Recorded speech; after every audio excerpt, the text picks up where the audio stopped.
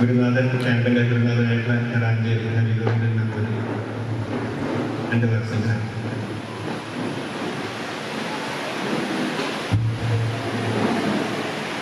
സദാശിവസമാരംഭാം ശങ്കരാചാര്യമധ്യമാം അസ്മദാചാര്യപര്യന്താം വന്ദേ ഗുരുപരമ്പരാം.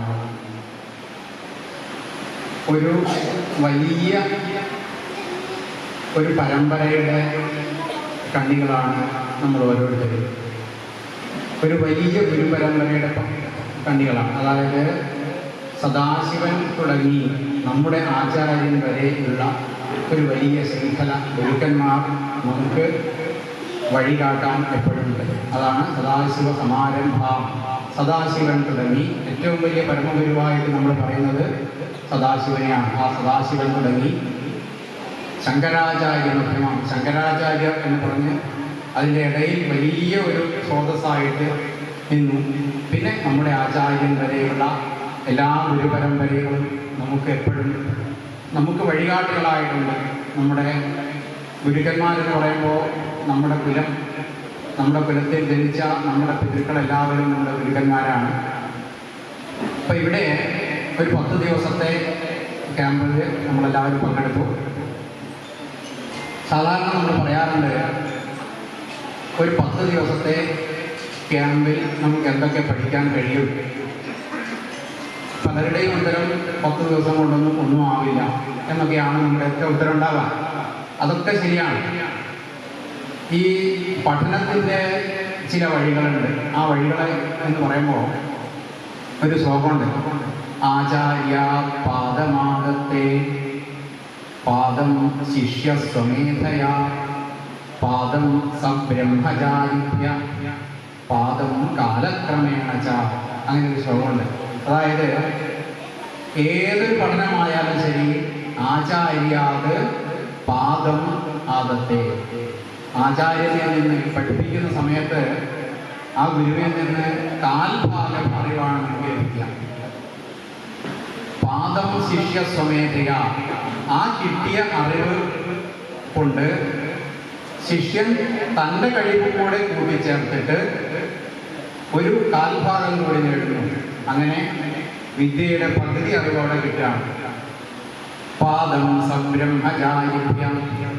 പിന്നെ ഒരു കാൽഭാഗം അറിവ് തന്നെ പോലെ പഠിച്ച മറ്റ് സഹപാഠികൾ സതീർത്ഥ്യന്മാരൊക്കെ ഉണ്ടാവും.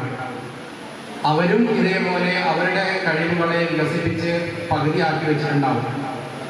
അവർ തമ്മിലുള്ള സംസർഗം കൊണ്ട്, തമ്മിലുള്ള ചർച്ചകളെ കൊണ്ട് അതിൽ നിന്നും ഒരു കാൽഭാഗം അറിവ് നമുക്ക് ലഭിക്കും. അങ്ങനെ ഒരു 3/4 ഭാഗം അറിവാണ് സാമാന്യമായിട്ട് ലഭിക്കുക.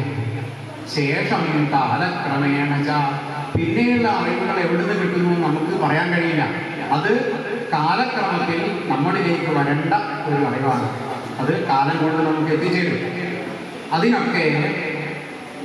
അതിനൊക്കെയാണ് നമ്മൾ ഓരോ സമയത്തും ഞാൻ നേരത്തെ ചെറിയ സദാശിവ സമാരംഭം ശങ്കരാചാര്യ അങ്ങനെയുള്ള ആ ഗുരുപരമ്പരയെ നമ്മൾ ഇടയ്ക്കിടയ്ക്ക് ഓർമ്മിക്കണം. ഓരോരോ ഘട്ടത്തിലും നമുക്ക് എന്താണ് ഇനി ചെയ്യേണ്ടത് എന്നറിയാത്ത പല പല ഘട്ടങ്ങൾ നമ്മുടെ മുമ്പിൽ വരാം.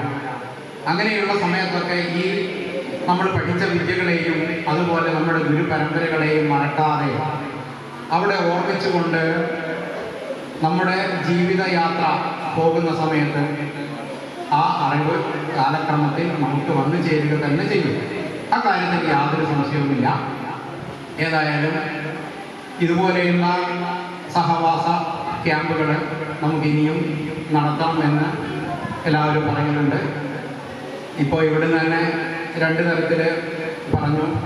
പിന്നെ ഇടതീർ മഠത്തിൽ വെച്ച് നടത്താമെന്നും ഇവിടെ വെച്ച് ഇനിയും നടത്താമെന്നും, അതേപോലെ ഓരോരോ ജില്ലകളിലും പല സ്ഥലത്തും അവിടെ ആവാം എന്നൊക്കെ ഉള്ള വാഗ്ദാനങ്ങൾ നമുക്ക് ലഭിക്കുന്നുണ്ട്.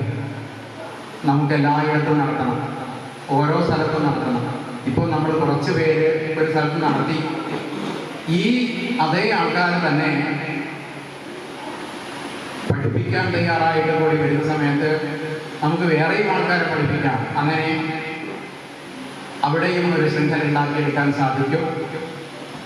പറയാറില്ലേ, ഏക ദീപ് സേ അനേക ദീപ്, ഒരു ദീപത്തിൽ നിന്നും അനേക ദീപങ്ങൾ എന്ന് പറയാറുണ്ട്. അതുപോലെ നമ്മുടെ അറിവുകളൊക്കെ ഒരു ദീപം വേറൊരു ദീപം കൊളുത്തി, ആ 2 ദീപത്തിൽ നിന്നും 4 ദീപം കൊളുത്താം. അങ്ങനെ വലിയ വലിയ ഒരു ദീപമയം ആയി മാറാൻ സാധിക്കും എന്നത് പറഞ്ഞതുപോലെ നമ്മുടെ അറിവുകളും നമ്മളിൽ നിന്ന് മറ്റുള്ളവരിലേക്ക് പകർന്നുകൊണ്ട് നമ്മൾ പഠിച്ച വിദ്യകളെ മെച്ചപ്പെടുത്താനും മറ്റുള്ളവരിലേക്ക് അറിവ് പകർന്നുകൊണ്ടും ആ അറിവ് കെടാതെ സൂക്ഷിക്കാനും നമുക്ക് ഓരോരുത്തർക്കും സാധിക്കട്ടെ എന്ന് പ്രാർത്ഥിച്ചുകൊണ്ട് എല്ലാവർക്കും നമസ്കാരം.